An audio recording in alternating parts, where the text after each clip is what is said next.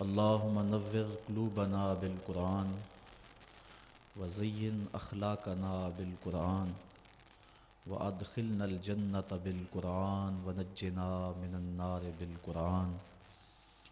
قال اللہ تعالی وتبارک فی شان حبیبہ مخبرا وآمرا ان اللہ وملائکتہ یصلون علی النبی یا ایہا الذین آمنوا صلوا علیہ وسلموا تسلیما۔ الصلاۃ والسلام علیک یا رسول اللہ وعلی آلک واصحابک یا محبوب رب العالمین۔ 100 بار محبت سے چوما جس پاک گلو کو آقا نے، 100 بار محبت سے چوما جس پاک گلو کو آقا نے، خنجر ہے رواں اس گردن پر یہ وقت بھی دیکھا دنیا نے۔ شمشیر بکف قاتل ہو کھڑا اور کوئی رہے سجدے میں پڑا، کہتی ہے یہ عرض کرب و بلا اس شان کا سجدہ کھیل نہیں۔ تمام حمد و ثنا، تمام تعریف و توصیف اللہ جل مجدہ الکریم کی ذات بابرکات کے لیے، جو خالق کائنات بھی ہے اور مالک ششجہات بھی۔ اللہ جل وعلا کی حمد و ثنا کے بعد حضور نبی اکرم شفیع امم رسول محتشم نبی مکرم، اللہ کے پیارے امت کے سہارے، رب کے محبوب دانائے غیوب، مالک رقاب امم، فخر عرب و عجم، والی کون و مکان، سیاہ لا مکان، سید انس و جاں، سرور لالا رخاں، نیر تاباں، سرنشین مہوشاں، ماہ خوباں، شہنشاہ حسینہ، تتمہ دوراں، سر خیل زہرہ جمالاں، جلوہ صبح ازل، نور ذات لم یزل، باعث تکوین عالم، فخر آدم و بنی آدم، نیر بطحا، رازدار ما اوہا، شاہد ما طغا، صاحب علم نشرہ، معصوم آمنہ احمد مجتبیٰ، حضرت محمد مصطفیٰ صلی اللہ علیہ وآلہ واصحابہ وسلم کے حضور ناز میں اپنی عقیدتوں، ارادتوں اور محبتوں کا خراج پیش کرنے کے بعد، عزت و وقار کی مسند پہ جلوہ گر، صاحب صدر گرامی قدر، مربی محسنی استاذی والدی، قبلہ ابا جی دامت برکاتہم العالیہ، مقتدر علماء کرام، معزز محترم سامعین، السلام علیکم ورحمۃ اللہ وبرکاتہ۔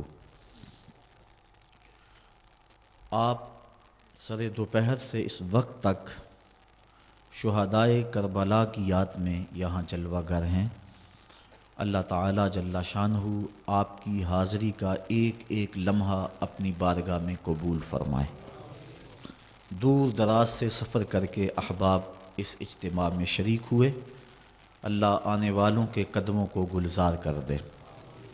منتظمین کتنے دنوں سے محنت کر رہے تھے اور کل دوپہر سے رات گئے تک آپ کے لیے یہ پنڈال تیار کیا، لیکن جب اجتماع کا وقت قریب ہوا تو ہوا کے ایک جھونکے نے سب کچھ اڑا کے رکھ دیا۔ اللہ تعالیٰ غالب ہے اور جو چاہتا ہے وہ کرتا ہے، تو پھر وقت کے دامن میں اتنی گنجائش نہیں تھی کہ دوبارہ وہ خیمے کھڑے کیے جا سکیں، اور ہوا بھی اس وقت زور پہ تھی، اس لیے آپ کو شدت کی دھوپ میں کافی دیر سے بیٹھنا پڑا۔ اس وقت سورج کا رخ بھی سامنے ہے، جس سے آپ کے لیے کافی دقت پیدا ہو رہی ہے۔ میں کچھ لمحوں کے لیے کچھ باتیں آپ کے گوش گزار کرنی ہیں، اللہ تعالیٰ میری زبان پہ کلمۃ الحق جاری فرمائے۔ آج 10 محرم الحرام ہے اور آج کا دن تاریخ کا ایک انوکھا دن ہے۔ عاشورے کے دن دشت نینوا میں جو قیامت بپا ہوئی اور جو ظلم و ستم کی داستاں رقم ہوئی، عظیمت اور جرت کا مظاہرہ شہید کربلا نے جس انداز میں کیا یہ ان کا ہی حصہ ہے۔ صدیاں گزرنے کے بعد بھی حضرت امام حمام دلوں میں زندہ ہیں، اپنی قبر میں زندہ ہیں، عالم اسلام کے دماغوں میں زندہ ہیں۔ یزید مر گیا، اس کا تشخص مٹ گیا، اس کی پہچان جاتی رہی۔ حسین کل بھی زندہ تھا، حسین آج بھی زندہ ہے۔ اتنے لوگ کہاں کہاں سے کشاں کشاں اس پاک امام کی روح کو خراج پیش کرنے کے لیے حاضر ہوئے ہیں۔ یہ ان کی زندگی کی دلیل نہیں تو اور کیا ہے؟ جبکہ آج لوگ یزید کی قبر کا نشان بھی نہیں جانتے۔ یزید کا نام لیوا اس دنیا پہ آپ کو کوئی نہیں ملے گا جو کھل کے اس کا نام لیتا ہو، چاہے وہ عمل یزید پہ ہو، لیکن نام یزید کا نہیں لیتا۔ اور اگر کوئی نام یزید کا لیتا بھی ہے تو سر چھپا کے لیتا ہے، گردن جھکا کے لیتا ہے۔ میں کہتا ہوں کیسا تمہارا لیڈر ہے جس کا نام لیتے ہوئے بھی تمہیں شرم آتی ہے؟ جب تم یزید کا نام لیتے ہو تمہارا سر شرم سے جھک جاتا ہے، اور جب ہم اپنے قائد حسین کا نام لیتے ہیں سر فخر سے بلند ہو جاتا۔ فخر کا دل میں دریچہ باز کرنا چاہیے، جن کا تو آقا ہے ان کو ناز کرنا چاہیے۔ آج میں اور آپ اس اجتماع کثیر میں ناز کرنے کے لیے جمع ہوئے ہیں۔ حضور امام حمام کی شہادت کی اس عظیمت کو بیان کرنے کے لیے آج میں اور آپ یہاں حاضر ہوئے ہیں۔ کربلا کا واقعہ ایک معمولی حادثہ نہیں تھا، بلکہ دو کرداروں کا نام ہے۔ ایک کردار یزید ہے اور ایک کردار امام حسین رضی اللہ تعالی عنہ کی ذات ہے۔ یزید ظلم کا بانی تھا اور امام حسین حق کے علم بردار تھے۔ یزید نے اسلام کی قدروں کو پامال کرنا چاہا، حضرت امام حسین اپنا خون لے کے دشت کربلا میں آ گئے اور انہوں نے حق کی قدروں کو پامال ہونے سے بچا لیا۔ یزید داخل دشنام ہو گیا اور امام حمام کا نام قیامت تک چمکتا رہے گا، روشن اور تاباں رہے گا۔ حضرت نبی رحمت، شفیع معظم، رسول محتشم صلی اللہ علیہ وآلہ وسلم نے جس محنت کے ساتھ دین کی آبیاری کی تھی اور مکے کے اندر دعوت رشد و ہدایت دے کے لوگوں تک پیغام حق پہنچایا، پھر مدینے کے اندر زندگی کے ایک ایک لمحے کو مصروف عمل رکھا، اپنی زندگی، اپنی جوانی، اپنا لڑکپن، سن کہولت کی ساری عمر دین کی راہوں پہ بچھا دی، اور اللہ اور اس کے رسول کے کلمہ کو بلند کرنے کے لیے حضور نے شب و روز ایک کیا۔ گھر میں فاقے رہے لیکن دین کا کام اور تبلیغ جاری رہی۔ امام منذری نے الترغیب والترہیب کے اندر ایک واقعہ لکھا ہے کہ ایک دن حضور نبی رحمت صلی اللہ علیہ وآلہ وسلم سخت بھوک میں مسجد نبوی سے باہر آئے تو آگے شیخین کھڑے تھے، چند اور صحابی مل گئے، چند قدم آگے چلے تو حضرت ابو ایوب انصاری رضی اللہ تعالی عنہ کا مکان آ گیا۔ وہ خوشبو رسول سونگھ کے جلدی جلدی گھر سے باہر آ گئے اور عرض کی حضور آپ میرے مہمان بن جائیں اور مجھے چند لمحوں کے لیے میزبانی کا شرف بخش دیں۔ آقا کریم نے فرمایا ابو ایوب تمہاری مرضی۔ حضرت ابو ایوب انصاری نے جلدی جلدی چٹائی بچھائی، حضور کو بٹھایا اور اہل خانہ کو بکری کا ایک بچہ ذبح کر کے دیا، کہا جلدی جلدی کھانا تیار کر دو، میرے آقا کو سخت بھوک لگی ہوئی ہے۔ یہ کہہ کے حضور کی خدمت میں آ کے بیٹھ گئے۔ جو ہی نظر جمال جہاں آرا پہ پڑی تو گھبرا گئے کہ چہرے پہ آثار نقاہت تھے، پتہ نہیں کتنے دنوں سے حضور نے کھانا نہیں کھایا۔ جلدی جلدی اپنے باغ میں گئے، کھجوروں کا ایک خوشہ توڑا اور حضور کے سامنے رکھ دیا۔ عرض کی حضور کھانا پکنے میں دیر ہے، اتنی دیر تک یہ کھجوریں تناول فرمائیں۔ امام منذری لکھتے ہیں جب کھانا پک کے تیار ہو گیا اور حضور کے سامنے رکھ دیا گیا اور عرض کی گئی حضور یہ تناول فرمائیں، تو جو ہی نظر حضور کی اس کھانے پہ پڑی تو آنکھیں اشک بار ہو گئیں، اور پھر ایک روٹی پکڑی اور چند بوٹیاں لے کر ایک خادم کے ہاتھ میں دیتے ہوئے کہا، جاؤ ہمارے گھر دے آؤ، میری بیٹی فاطمہ کتنے دنوں سے بھوکی بیٹھی ہے۔ مال کے کونین ہیں گو پاس کچھ رکھتے نہیں، دو جہاں کی نعمتیں ہیں ان کے خالی ہاتھ میں۔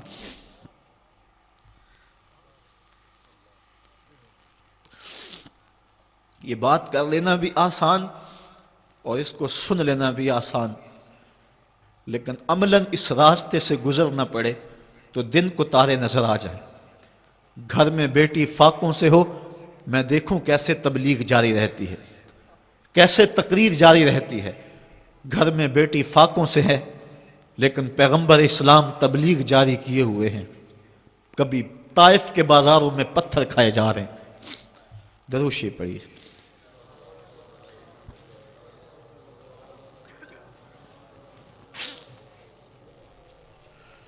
کبھی طائف کے بازاروں میں حضور پہ پتھر برس رہے ہیں، کبھی مکے کی گلیوں میں کانٹے بچھ رہے ہیں، کبھی گڑھے کھودے جا رہے ہیں، کبھی اجریاں ڈالی جا رہی ہیں۔ جن راہوں سے گزرتے ہیں ایک بڑھیا مسلسل کوڑا پھینکتی ہے، بھاری اجریاں جس میں اطہر پہ ڈال دی جاتی ہیں۔ مکہ المکرمہ کا ماحول جس طرح اذیتوں سے بھر دیا گیا، تاریخ کا کوئی بھی قاری اس سے بے خبر نہیں۔ خون جگر دے دے کس چمن کو سینچا، اس دین کی بنیادوں میں پیغمبر کا خون ہے۔ آج ہم مسجد میں آئے تو اے سی لگا ہوا تھا، قالین بچھے ہوئے تھے، پردے لٹک رہے تھے، اچھا ماحول بنا ہوا تھا، لیکن ذرا دیکھیں 14 صدیاں پیچھے پلٹ کے کہ حضور ہاتھ میں پتھر اٹھائے ہیں اور مسجد نبوی کی تعمیر کر رہے ہیں۔ اس دین کے لیے کن کن راہوں سے گزرتے ہیں۔ شاب ابی طالب کے اندر جو دکھ سہے، جو تکلیفیں برداشت کی، ان کو کون بھول سکتا ہے؟ حضور کے جان نثاروں نے جو قربانیاں دی ان کو کون بھول سکتا ہے؟ کتب تواریخ پڑھیں کہ عورتوں کی چھاتیوں سے دودھ سوکھ گیا، اور جب شاب ابی طالب کی گھاٹی میں بچے روتے ہیں، چیختے ہیں، بھوک سے تڑپتے ہیں، تو مائیں یہ کہہ کے چپ کراتی ہیں، بیٹا چپ کر جاؤ، اگر کافروں نے سن لیا تو آقا کو تانے دیں گے۔ تو وہ بچے بھی چپ ہو جاتے ہیں۔ اس دین کو جس انداز سے حضور نے اس کی آبیاری کی اور اس کی بنیادوں میں اپنا اور اپنے اصحاب کا لہو دیا، بلال حبشی کی قربانیوں کو کون بھول سکتا ہے؟ حضرت سمیہ کی قربانی کو کون بھول سکتا ہے؟ حضرت عمار ابن یاسر کی قربانی کو کون بھول سکتا ہے؟ اس دین کے چمن کو سینچا، اور جب دین کے چمن پہ پھل آیا تو اللہ تعالیٰ جل شانہ نے اپنے محبوب کو کہا کہ محبوب اب تیری مرضی کیا ہے؟ اس چمن کو 4 دن دیکھنا ہے یا کہ میرے پاس آنا ہے؟ تو حضور نے عرض کی، مالک جو میری ذمہ داری تھی وہ میں نے پوری کر لی، اللہم بالرفیق الاعلی، میں تو تیرے حضور حاضر ہونا چاہتا ہوں۔ صحابہ نے اس چمن کی پھر آبیاری کی۔ حضرت ابو بکر صدیق رضی اللہ تعالیٰ عنہ نے اپنا خون جگر پیش کیا۔ حضرت عمر فاروق رضی اللہ تعالیٰ عنہ نے اپنی زندگی کا ایک ایک لمحہ اس دین کے لیے صرف کر دیا، اور سارے دور خلافت میں سو کر نہیں دیکھا۔ حضرت عثمان غنی نے، وہ حضور نے جو خلافت کی قمیض دی تھی، اس کی آبرو بچانے کے لیے قربانی دے دی، بھوکے اور پیاسے شہادت قبول کر لی، لیکن جبر کو قبول نہ کیا۔ حضرت علی المرتضیٰ رضی اللہ تعالیٰ عنہ نے جس انداز سے جرت اور پامردی کا مظاہرہ کیا وہ بھی تاریخ کے سامنے ہے۔ وقت گزرتا گیا حتیٰ کہ 60 ہجری میں یزید تخت نشین ہوا۔ یزید بدکار شخص تھا۔ ابن اسیر اور دیگر بڑی بڑی معتبر کتب تواریخ میں اس کے سیاہ کارناموں کے تذکرے موجود ہیں۔ وہ زانی تھا، شرابی تھا، مسلمانوں کا قاتل تھا۔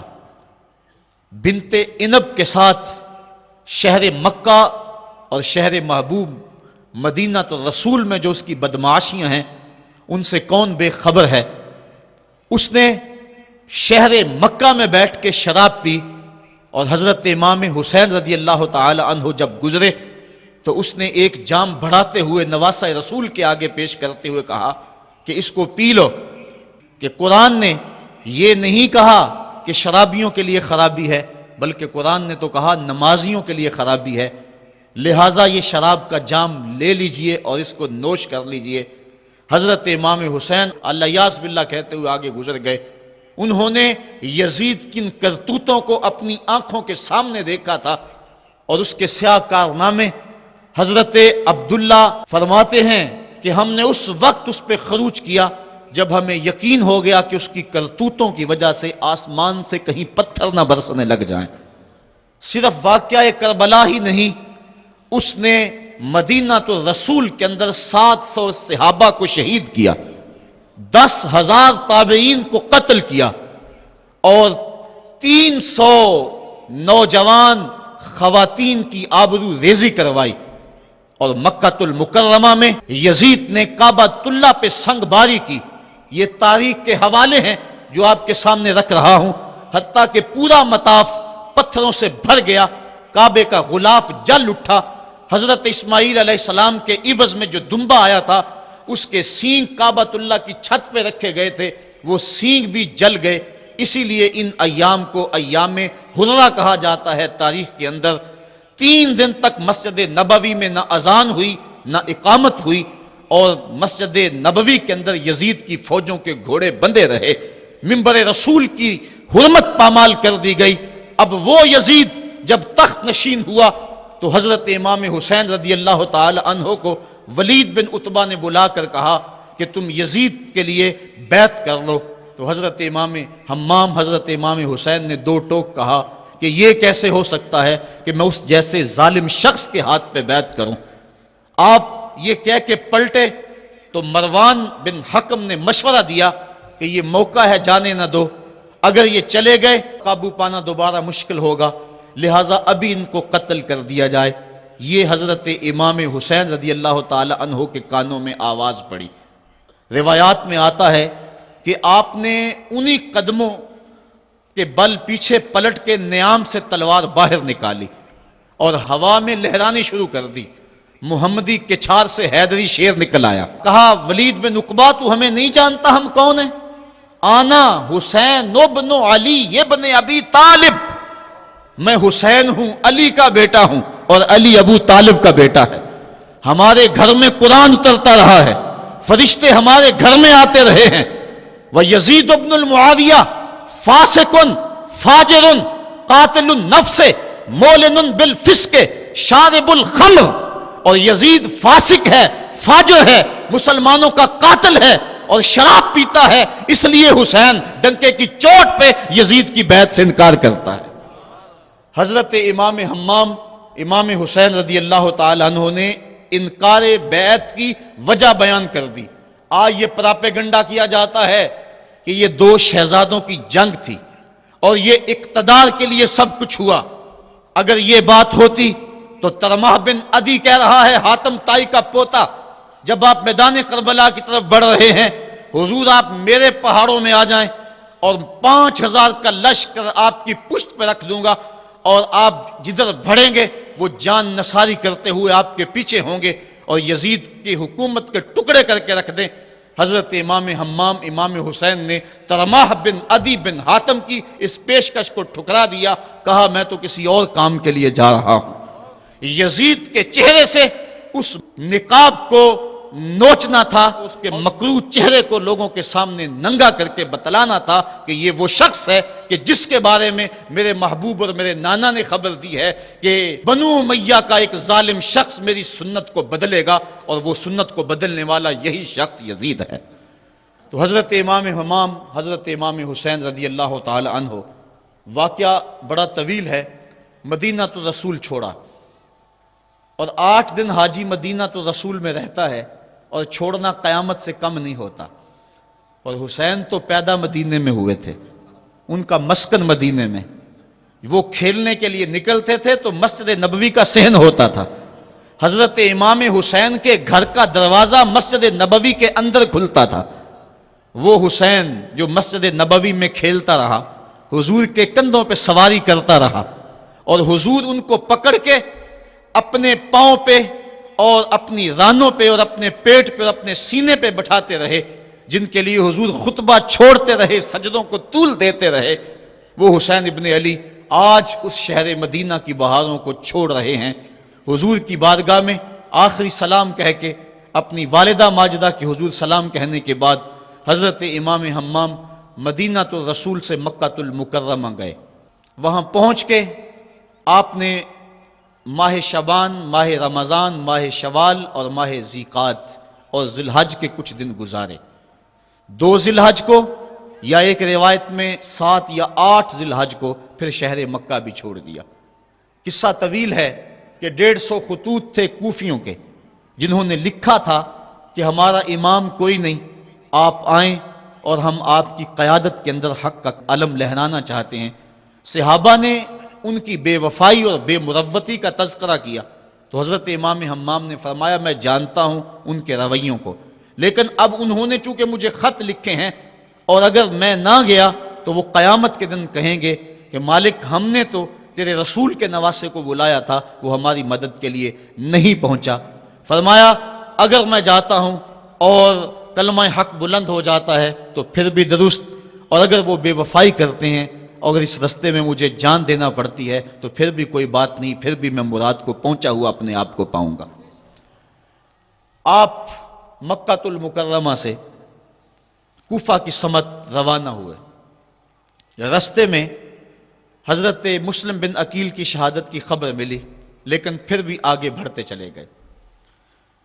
کوفہ سے 2 منزل دور حر بن یزید ریاحی 1000 کے لشکر کے ساتھ مزاحم ہوا اور آپ کو روک کر میدان کربلا میں لے گیا۔ آپ نے کہا کہ میں یزید کی بیعت کسی صورت میں نہیں کروں گا، جس سے صرف حق ہی قبول ہو، یہی جس کا اصل اصول ہو، جو نہ جھک سکے جو نہ بک سکے، اسے کربلائیں ہی راس ہیں۔ حضرت امام حسین امام حمام کربلا کے تپتے ہوئے ریگزار کے اندر 2 محرم کو پہنچے اور 9 محرم تک آپ مختلف انداز سے مفاہمت کی بات اس انداز سے کرتے رہے کہ میں بیعت نہیں کروں گا لیکن کچھ تو خون سے بھی بچنا چاہتا ہوں، لیکن ان کا ایک ہی مطالبہ تھا کہ ہر صورت میں بیعت کرنا ہوگی، اس کے علاوہ کوئی صورت نہیں ہے۔ ان کا یہ مطالبہ تھا، ان کی بات یہ تھی کہ بیعت تو میں کسی صورت نہیں کر سکتا، چونکہ انکار بیعت کی جو وجہ آپ نے وہاں بیان کی وہ وجہ بہر صورت موجود تھی، اس لیے کہا کہ کسی صورت میں میں یزید کے ہاتھ پہ بیعت نہیں کر سکتا۔ خیر وقت گزرتا گیا، پھر 9 کو یہ بات طے ہو گئی کہ لڑنے کے لیے تیار ہو جاؤ اگر تم نے بیعت نہیں کرنی۔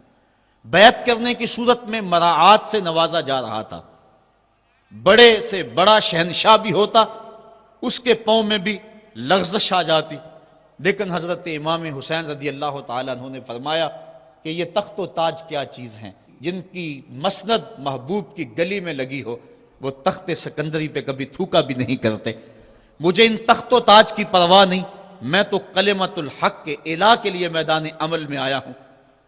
آپ نے مقام بیضا پہ خطبہ دیتے ہوئے کہا تھا کہ لوگوں میں جانتا ہوں کہ میرے ساتھ کیا ہونے والا ہے، لیکن اس کے باوجود میں میدان میں اس لیے جا رہا ہوں وَلَكُمْ فِيَّ أُسْوَةٌ کہ میری زندگی تمہارے لیے ایک نمونہ بن جائے۔ آپ نے اپنی زندگی کو قیامت تک آنے والی نسلوں کے لیے ایک نمونہ قرار دیا، اور میں نے پچھلے اجتماع کے موقع پہ کہا تھا، جو احباب پچھلے اجتماع پہ موجود تھے انہیں وہ جملے یاد ہوں گے کہ قیامت تک جبر کے خلاف جتنی بھی تحریکیں اٹھیں گی سب کا قائد حسین ابن علی ہوگا۔ انسان کی عقل اور منطق اس کو یہ دلیلیں دیتی ہے کہ تم جبر کے خلاف اگر میدان میں آئے تو کٹ جاؤ گے، ٹکڑے کر دیے جائیں گے۔ جبر سے مفاہمت کر لو، لیکن عشق سکھاتا ہے مفاہمت نہ سکھا، جبر ناروا سے مجھے، میں سر بکف ہوں لڑا دے کسی بلا سے مجھے۔ تو عشق انسان کو لڑنے کا سلیقہ دیتا ہے، محبت باطل سے ٹکرانے کا درس دیتی ہے۔ کہا میں اس کے باوجود میدان عمل میں جا رہا ہوں اس لیے کہ میری زندگی تمہارے لیے نمونہ بن جائے اور قیامت تک لوگ میری زندگی سے راہیں تلاش کرتے کرتے میری زندگی کو نمونہ بناتے بناتے جبر کے مقابلے میں کھڑے ہو جائیں اور سرخروئی اور کامیابی حاصل پائیں۔ تا قیامت قط استبداد کرد موج خون او چمن ایجاد کرد اللہ اللہ بائے بسم اللہ پدر مانائے ذبح عظیم آیت بسر سرخ رو عشق غیور از خون او شوخی این مصرع از مضمون او عشق غیور کے چہرے پہ جو سرخی دوڑ رہی ہے یہ حسین ابن علی کے خون کا صدقہ ہے. ان کے خون نے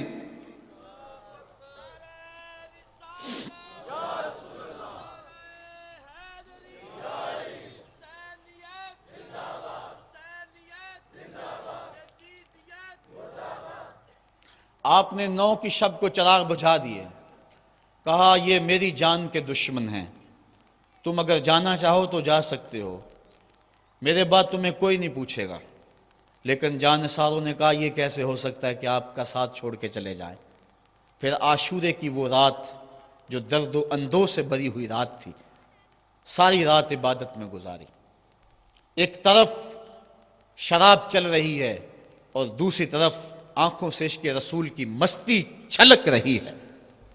تہجد کا وقت ہوا، نماز تہجد ادا کی، شہزادہ علی اکبر نے اذان پڑھی اور کربلا کے ریگزار میں ان کی یہ آخری باجماعت نماز تھی. ریگستان کربلا کے ذرے گواہ ہو گئے ان کے سجدوں کے. آج کائنات کا وہ انوکھا باب رقم ہونے والا تھا کہ صدیاں جس پہ ناز کریں گی. فرشتوں نے کہا تھا مالک تو خلیفہ بنا رہا ہے انسان کو، یہ تو لڑائی کرے گا، سجدے تو ہم کرتے ہیں. آج فرشتوں نے بھی دیکھنا تھا کہ سجدہ کرنے کا جو انداز حسین ابن علی کا ہے، فرشتے اپنی زندگی کی ساری کمائی کٹھی کر لیں، حسین کے سجدے کی زکوٰۃ بھی نہیں بن سکتی. جب جبر کی تیغیں چمکنے لگیں اور ایک ایک کر کے آوان و انصار جام شہادت نوش کرنے لگے، کبھی وہب شہید ہو رہے ہیں، کبھی زہر شہید ہو رہے ہیں، کبھی اون و محمد کے لاشیں گر رہے ہیں، کبھی قاسم کی جوانی لٹ رہی ہے، کبھی جواں اکبر کی آواز کربلا کے ریگ زاروں میں گونجتی ہے، یا اباتاہو ادرکنی، میرے باپ مجھے پکڑیے. تو حضرت امام حمام دوڑ کے جاتے ہیں اور اپنے جواں بیٹے کی لاش کو کندھوں پہ اٹھا کے خیموں تک پہنچا کے ہاتھ فضا میں بلند کرتے ہوئے عرض کرتے ہیں ربنا تقبل منا ھذا القربان، مالک حسین کی یہ قربانی بھی قبول کر لے. معصوم علی اصغر کو ہاتھوں میں لے کر جب سوئے فرات بڑھے اور 2 شاخہ تیر ان کے حلق میں پیوست ہوا، چلو میں خون لے کر آسمان کی طرف اچھال کے کہتے تھے مالک میری یہ کمائی تھی، یہ بھی تیرے راہ میں قربان کرتا ہوں، حسین کی یہ ننھی قربانی بھی قبول کر لے. اب آیان و انصار اور اہل بیت کی ایک ایک کلی کربلا کے اندر کٹ گئی. فاطمہ کا سارا چمن اجڑ گیا. مصطفیٰ کی آل میدان کربلا کے اندر کٹ گئی. اب امام حمام ہاتھ میں تلوار لیے میدان عمل میں آئے اور آپ نے جو آخری خطبہ دیا تاریخ کے اوراق میں موجود ہے، لوگوں میرا حسب و نسب پہچانو میں کون ہوں، میں کون ہوں، مجھے پہچانو، جلدی نہ کرو، ناحق خون اپنے ذمے نہ لو. میں وہ ہوں جو رسول کریم کے کاندھوں پہ کھیلتا رہا ہوں اور مجھے حضور نے لوریاں دے دے کے پالا ہے. میں حضور کی زبان چوسا کرتا ہوں.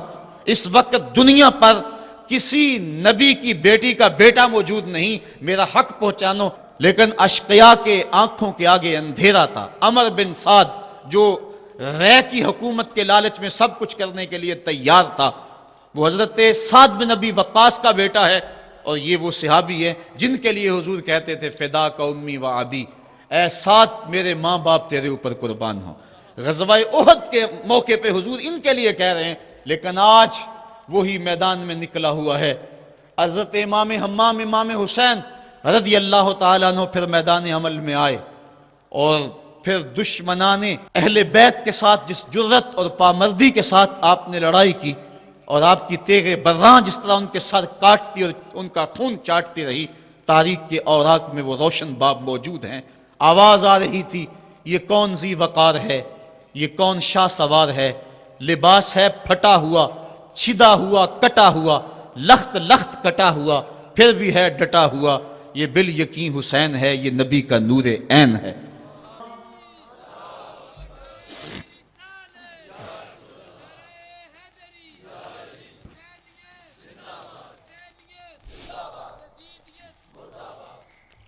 حضرت امام حسین، حضرت امام حمام رضی اللہ تعالی عنہ میدان کربلا کے اندر جبر کی تیغوں کے مقابلے میں کھڑے ہیں۔ حق بلند ہوتا ہے، باطل کے پاس جتنے مرضی لاؤ لشکر ہوں، باطل بزدل ہوتا ہے، اس کے سینے کے اندر وہ حرارت نہیں ہوتی جو حق کے سینے کے اندر ہوتی ہے۔ ذرا غور تو کرو، 22,000 کا لشکر جرار ان کے مقابلے میں، جو محتاط روایات کے مطابق، ورنہ 82 کی روایت بھی کتب تواریخ میں موجود ہے، بلا 72 افراد جو 3 دن سے بھوکے بھی اور پیاسے بھی ہیں، ان کے لیے 22,000 کا لشکر کیا معنی رکھتا ہے۔ لیکن باطل ہمیشہ بزدل ہوتا ہے، اگر حق میدان عمل میں کھڑا ہو جائے تو کائنات کی کوئی چیز اس کے سامنے نہیں ٹھہر سکتی۔ یہ سبق حضرت امام حمام کی قربانی نے ہمیں پیش کیا۔ 72 افراد جبر کے خلاف کھڑے ہیں، 71 افراد خاک و خون میں ان کے لاشیں مل گئے۔ اب حضرت امام حسین رضی اللہ تعالیٰ عنہ میدان کربلا میں ہیں۔ آپ نے آخری جو خطبہ ارشاد کیا، جس کے الفاظ میں نے آپ کے سامنے رکھے، لیکن انہوں نے ایک ہی بات کہی کہ آپ بیعت کریں یا میدان میں آ جائیں۔ آپ نے کہا کہ میں تو کسی صورت بیعت کرنے کو تیار نہیں۔ پھر میدان عمل میں آئے، ان کو کاٹتے رہے، پھر گھوڑے کو ایڑ لگائی اور فرات کی لہروں میں آئے، پانی کا چلو بھرا اور لشکر اشقیاء کی طرف دیکھ کے کہا کہ تم نے میرے لیے پانی بند کیا، دیکھو آج حوض کوثر پہ بھی حسین کا قبضہ ہے، فرات کی لہروں پہ بھی حسین کا قبضہ ہے۔ لیکن آپ نے اس کے باوجود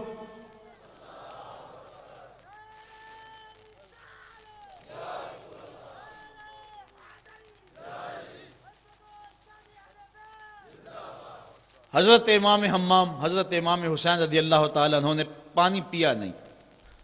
ان کو سکینہ کی پیاس یاد آ گئی ہوگی، جس طرح حضرت علی اصغر پیاس سے شہید ہوئے، وہ منظر یاد آ گیا ہوگا۔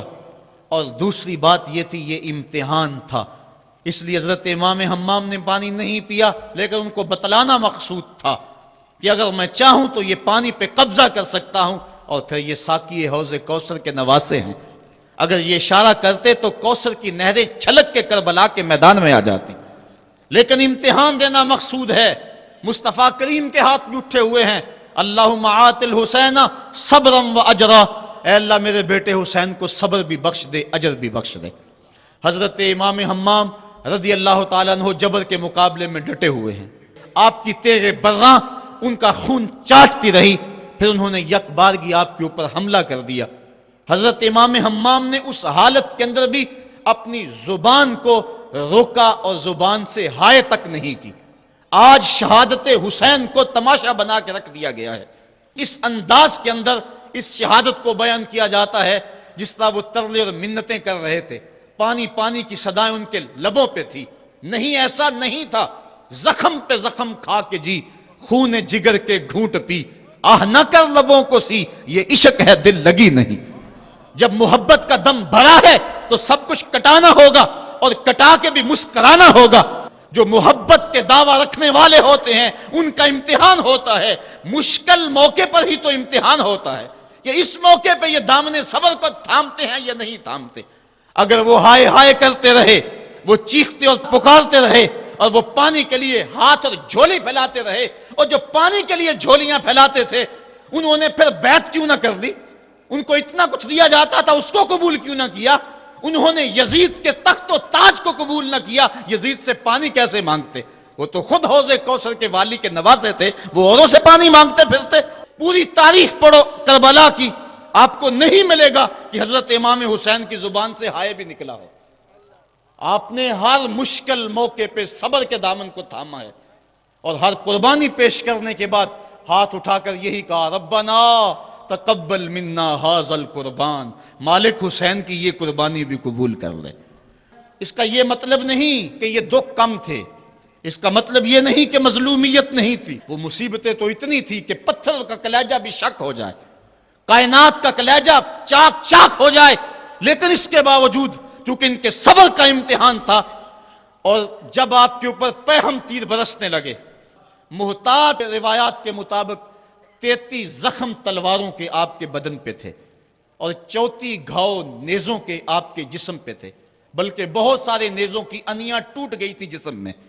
حضرت امام حسین رضی اللہ تعالیٰ عنہ کا جب پیراہن اتارا گیا اور اس کو جب دیکھا گیا تو 113 سوراخ اس میں تیروں کے تھے، اور گھوڑے کی زین سے جب فرش زمین پر گرے وہ تیر جسم میں اور پیوست ہو گئے۔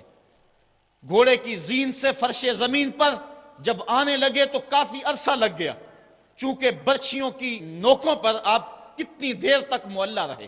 اس وقت گھوڑے کی زین سے فرش زمین پر آئے اور کربلا کی اس تپتی ہوئی ریت کے اوپر پیشانی رکھی، فوارے پھوٹ رہے تھے، کائنات دم بخود تھی، چرخ کہن کانپ رہا تھا۔ آج تک آسمان نے ایسا منظر نہیں دیکھا تھا، آج تک حوروں نے ایسا منظر نہیں دیکھا تھا، سورج بھی منہ چھپا رہا تھا عاشورے کے دن، یہ منظر اس سے بھی نہیں دیکھا جا رہا تھا۔ ریت کربلا کی کپ کپا رہی تھی، دشمنوں کے نرغے میں مصطفیٰ کا نواسا 3 دن کا پیاسا تیروں اور نیزوں کی برسات کے اندر اپنے پیشانی سجدے میں رکھ دی، اور آخری کلمات یہ تھے: اللہم رضن بقضائک وصبرن علی بلائک تسلیمن لامرک سبحان ربی العالی۔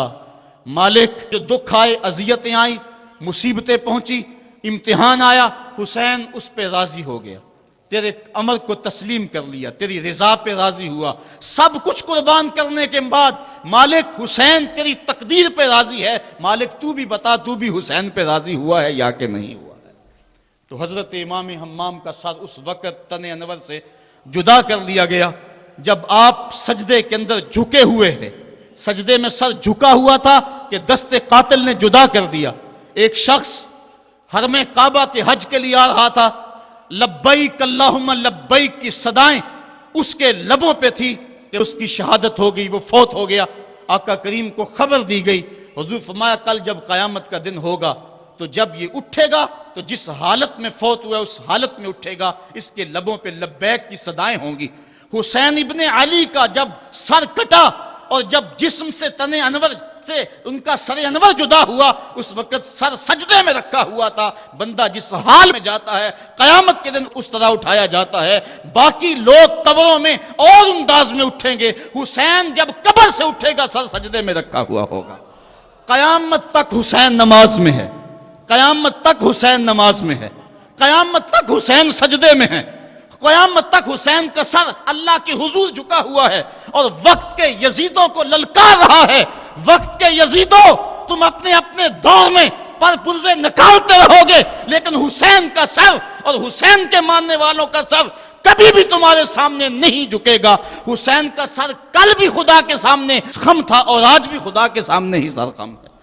تو حضرت امام حسین رضی اللہ تعالیٰ عنہ کا سر اس وقت کاٹا گیا، پھر نیزے کی نوک پہ ڈال کر اس کو بلند کر دیا گیا۔ لشکر یزید نے لوگوں کو اعلان کے لیے کہ دیکھو ہم نے سر انور کاٹ لیا۔ کسی نے کہا ذرا غور سے دیکھو، اس آقا کا سر کٹ کے بھی سر بلند ہے، یہ کٹا ہوا سر بھی سر بلند ہے۔ اور جب سر نیزے پہ چڑھایا گیا تو پیشانی کا رخ زمین کی طرف اور کٹی ہوئی گردن کا رخ آسمان کی طرف۔ تو کسی شاعر نے کہا باں کے سر نیزے پہ اور سوئے زمین ہے روح، یعنی سجدہ ثانی کی ہے آرزو۔ سر نیزے پہ ہے لیکن پیشانی زمین کی طرف ہے۔ رکعت کے 2 سجدے ہوتے ہیں، ایک سجدہ ہوا تھا کہ سر انور کاٹ لیا گیا، نیزے پہ چڑھا ہوا سر حسین دوسرے سجدے کی آرزو میں مچل رہا ہے، حسین دوسرے سجدے کی تمنا میں مچل رہا ہے۔ تو حضرت امام حسین نے ہمیں یہ درس دیا کہ تمہارا سر کٹ کے نیزے کی نوک پہ بھی چڑھ جائے لیکن یزیدیوں کی اطاعت تم نے کسی صورت بھی قبول نہیں کرنی۔ آج ایک تو طریقہ یہ ہے کہ ان کی زندگی، ان کے شب و روز اور ان کی قربانی اور ان کی مظلومیت کا تذکرہ کر کے آنسو بہا لیں اور ان سے محبت کا اظہار کر لیں، لیکن یہ روح حسین کو خراج پیش کرنا نہیں ہے۔ کیا حسین نے اتنی بڑی قربانی اس لیے دی کہ لوگ قیامت تک بس روتے رہیں، ان کی آنکھوں سے صرف آنسو بہتے رہیں؟ اگر یہ بات ہوتی تو ان کے پاس راستے سے نکلنے کے انہیں پہلے ہی خبر دی گئی تھی کہ تم شہید کر دیے جاؤ گے، وہ اپنے نانے سے عرض کر دیتے کہ میرے لیے دعا کر دے کہ میری مصیبت ٹل جائے، تو مصیبت ٹل جاتی۔ اتنی بڑی قربانی اور اپنا سارا کنبہ کربلا کے تپتے ہوئے ریگزار کے اندر لے کر حاضر ہو گئے۔ تو یہ اس لیے تھا کہ لوگ صرف آنسو بہا کے خراج پیش کر دیں؟ نہیں، امام کا مقصد تھا جو میں نے مقام بیضا کے خطبے کے حوالے سے آپ کے سامنے رکھا۔ فرمایا وَلَكُمْ فِيَّ أُسْوَةٌ، میں اس کے باوجود میدان عمل میں اس لیے جا رہا ہوں کہ میری زندگی تمہارے لیے نمونہ بن جائے اور وقت کے یزیدوں کے سامنے تم کھڑے ہونے کے لیے تیار ہو جاؤ۔ آج روح حسین پکار پکار کے کہہ رہی ہے کہ میرے ماننے والوں، وقت کے یزید دندناتے پھر رہے ہیں اور تم صرف آنسو بہا کے میری روح کو خراج پیش کرنا چاہتے ہو۔ میری روح یوں ہی خوش نہیں ہوگی، میں تو خوش تب ہوں گا جب تم کربلائیں سجاؤ گے، جب تم وقت کے یزیدوں کے سامنے کھڑے ہو کے میری للکار کو تازہ کرو گے تو پھر میری روح سرشار ہو جائے گی کہ اپنے نانے کی امت کو جو پیغام دے کر گیا ہوں وہ پیغام آج بھی زندہ ہے۔ کربلا کا مقصد یہی نہیں کہ ہم اس دن کو ایک یوم سیاہ بنا دیں اور چند لمحوں کے لیے چیخو پکار کر کے پھر وقت کے یزیدوں سے ساز باز کر لیں، نام حسین کا لیتے رہیں اور کام یزید کرتے رہیں۔ وہ کیا کسی نے کہا تھا کہ نوحہ خانی سے فقط ممکن نہیں تیری نجات، اور بھی کچھ کہہ رہی ہے رزم گاہ کائنات، کر رہی ہے سرزمین کربلا شرح حیات، تک رہی ہے چشم حسرت سے تجھے نہر فرات۔ راہ حق میں اب جنون سرفروشی عام کر، اس طرح روشن حسین ابن علی کا نام کر۔ حسین ابن علی کا نام اگر تم نے لیا ہے، حسین کا نام لینا اس بات کی دلیل ہے کہ بندہ جبر کے مقابلے میں کھڑا ہے۔ حسینی تو تبھی کہلائے گا، لیکن اگر قافلہ یزید میں ہو اور نام حسین کا لیتا ہو، وہ تو فرزدق نے بھی کہا تھا حضرت میں کوفے سے پلٹ کر آیا ہوں، میں نے دیکھا ہے کہ کوفے والوں کی تلواریں یزید کے ساتھ ہیں، دل آپ کے ساتھ ہیں۔ اگر تلواریں یزید کے ساتھ ہوں اور دل حسین کے ساتھ ہو تو اس کو قبول نہیں کیا جائے گا۔ جب کوفے والے رونے لگے، جب یہ مقدس اور ملکوتی قافلہ کوفے کے بازاروں میں داخل ہوا اور وہ شہزادیاں جنہوں نے بازار بھی نہیں دیکھا تھا، ان کو بازار سے جب گزارا گیا، وہ سیدہ زینب، لوگوں ایک بات کہتا ہوں، حضرت امام حسین نے کربلا فتح کیا اور سیدہ زینب نے دمشق فتح کیا۔ سیدہ زینب نے قیامت تک کی عورتوں کی لاج رکھ لی اور قیامت تک کے لیے درس دیا کہ اگر باطل کے سامنے حسین نہیں جھکا تو باطل کے سامنے زینب بھی نہیں جھکی۔ زینب کی عظمت کو بھی سلام، حسین ابن علی کی عظمت کو بھی سلام۔ تو جب کوفے میں داخل ہوئے اور وہ رو رہے تھے، ان کی آنکھوں میں آنسو تھے، تو حضرت امام زین العابدین نے کہا کہ اب تمہارا رونا کیا معنی رکھتا ہے؟ کیا تم نے خود ہمیں بلایا نہیں؟ تو یزید کے ساتھ اگر تلوار ہے تو پھر نام حسین لینا فائدہ مند نہیں ہوگا۔ حسین کے نام لینے والے وہی ہیں جن کا دل بھی حسین کے ساتھ ہے، جن کی تلوار بھی حسین کے ساتھ ہے۔ آئیے وقت کی کربلا میں پھر حسین کا کردار ادا کریں۔